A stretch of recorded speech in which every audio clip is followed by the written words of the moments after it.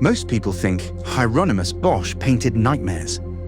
That's the easy explanation. The comfortable one? Because if these images are only dreams, then they don't belong to us. They can be dismissed as fantasy, eccentricity, or madness. But Bosch did not paint nightmares. He painted consequences. He painted what happens when desire goes unchecked, when attention collapses, when meaning dissolves into appetite. And that is why his work does not age. 500 years later, his monsters still look at us as if they recognize us.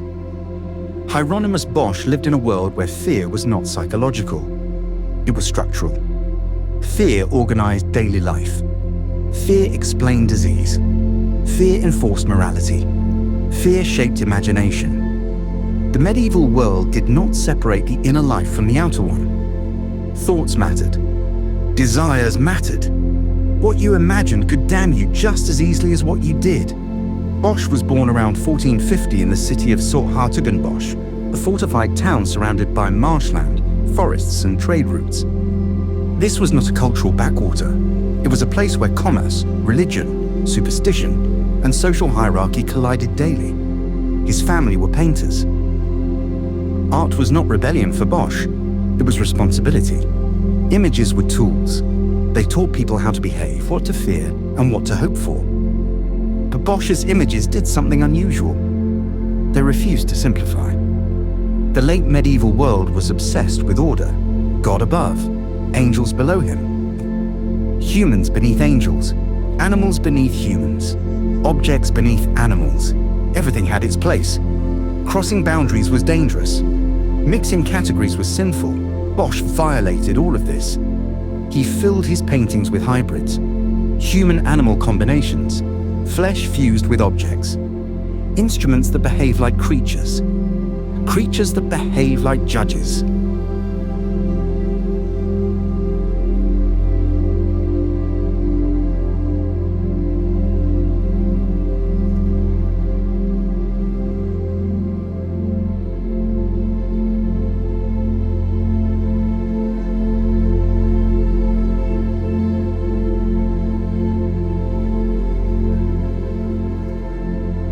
This was not decoration, it was philosophy. Bosch lived after the Black Death, but before modern science. People had watched entire families vanish. Children died regularly. Plague returned without warning. War destroyed crops and cities. And none of it had rational explanation. The only framework available was moral. If disaster struck, someone had sinned. If disease spread, God was displeased. If crops failed, the world was out of balance. Hell, in this worldview, was not abstract. It was necessary. It made suffering intelligible. It promised that injustice would be corrected later, if not now. Bosch absorbed this logic completely, but instead of painting hell as a distant place, he brought it close. Uncomfortably close. What makes Bosch unsettling is not the presence of demons. Medieval art is full of demons.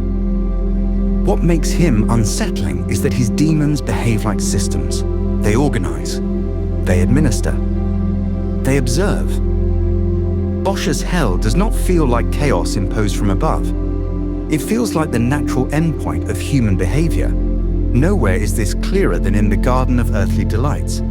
At first glance, the painting feels almost joyful. Bright colors, open space, movement everywhere. But the longer you look, the more something feels wrong. There is no intimacy, no stillness, no reflection. People touch constantly, but nothing connects. Everything is activity without depth. The left panel shows creation, but even here, instability exists. Animals behave strangely. The environment feels artificial, fragile, almost experimental. Paradise is not secure, it is conditional. The central panel overwhelms the senses. Hundreds of figures move endlessly. Pleasure dominates, but it is repetitive. Mechanical. People repeat the same gestures over and over, as if trapped in loops. Oversized fruit appears everywhere, symbolizing abundance without nourishment, pleasure without fulfillment.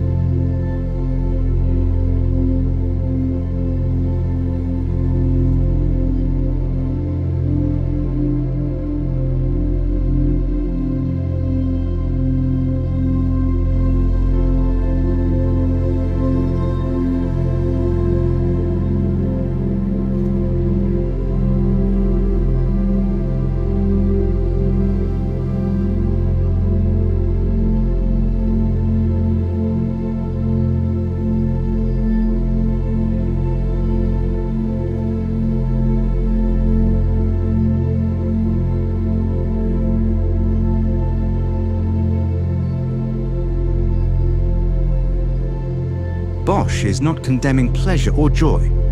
He's warning against living without awareness. A life spent reacting instead of choosing. Desire pursued without reflection. In his work, the right panel is not sudden punishment. It is continuation. The same behaviors persist, but their meaning changes. Activities that once felt harmless become restrictive. Familiar tools return, but now they control rather than serve. Entertainment loses its innocence. Distraction becomes confinement. Hell, for Bosch, is not imposed from the outside.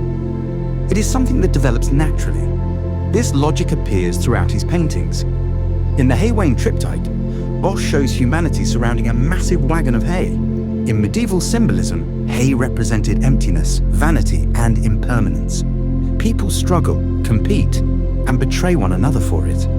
No one questions its purpose or destination. Demonic figures guide the wagon quietly.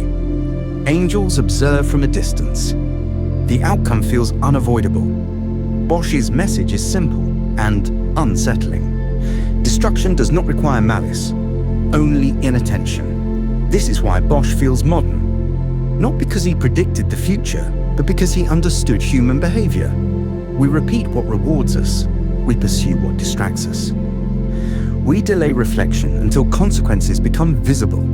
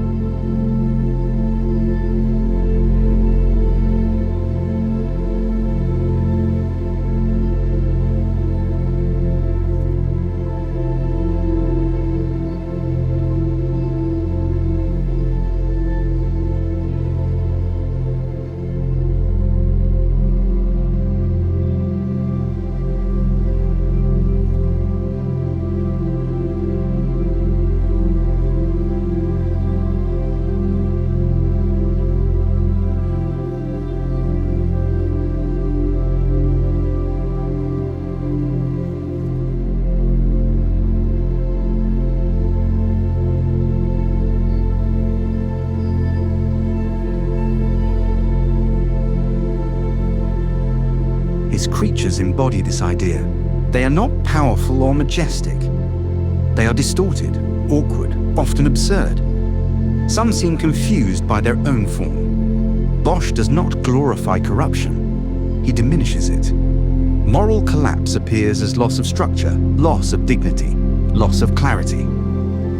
Humiliation plays a central role in Bosch's vision of consequence. The result is not only discomfort, but exposure. Inner motivations become visible. Pride dissolves into irony.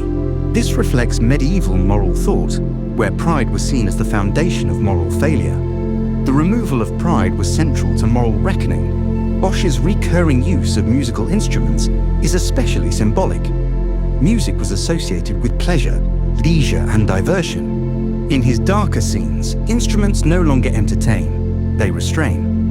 What once provided escape becomes a source of control. Bosch understood behavioral compulsion long before modern language existed for it. Another recurring theme in his work is observation. Eyes appear throughout his scenes. Figures watch. Structures seem aware. Privacy feels absent. This reflects a worldview shaped by constant moral self-examination, where inner life was believed to be visible and accountable. Bosch's work endures because it does not accuse. It observes. It does not ask whether humans are evil. It asks whether they are paying attention. Because in Bosch's world, change does not come from force. It comes from awareness. Attention interrupts habit. Choice restores direction. Hell is not a place entered suddenly. It is a pattern formed gradually. And Bosch shows us that moment, not through spectacle, but through repetition, distraction, and the quiet decision to stop choosing. Bosch externalizes this pressure. His paintings feel crowded, claustrophobic. There is no escape from observation. This is not just hell. This is conscience made visible.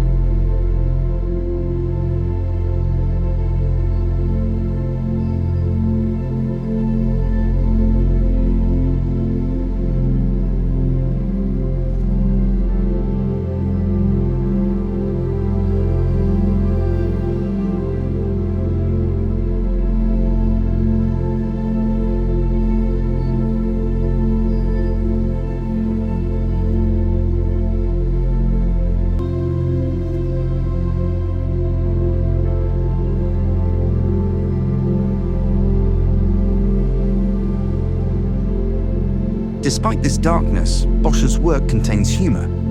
Dark humor, cruel irony. Punishments are tailored, specific, personal. This makes them more unsettling. Bosch knew that fear mixed with laughter cuts deeper. Unlike later religious art, Bosch offers no clear redemption arc. Christ appears occasionally, but distant, small, almost irrelevant. Judgment has already occurred. The system is running. Bosch does not paint hope. He paints accountability. This is why attempts to explain Bosch through madness fail. There is nothing uncontrolled about his work. His compositions are precise, balanced, dense but intentional. Bosch was not overwhelmed by his imagination. He mastered it. Some have speculated that Bosch belonged to secret societies or heretical movements. Others suggest hallucinatory experiences. None of this is necessary. Bosch lived in a culture already saturated with extreme imagery. He simply refused to soften it. Bosch's influence did not fade with time. Surrealists later recognized him as a precursor. Horror borrows his logic constantly. Hybrid bodies, environments that feel alive, punishment that reflects desire. Bosch's visual grammar persists because it works.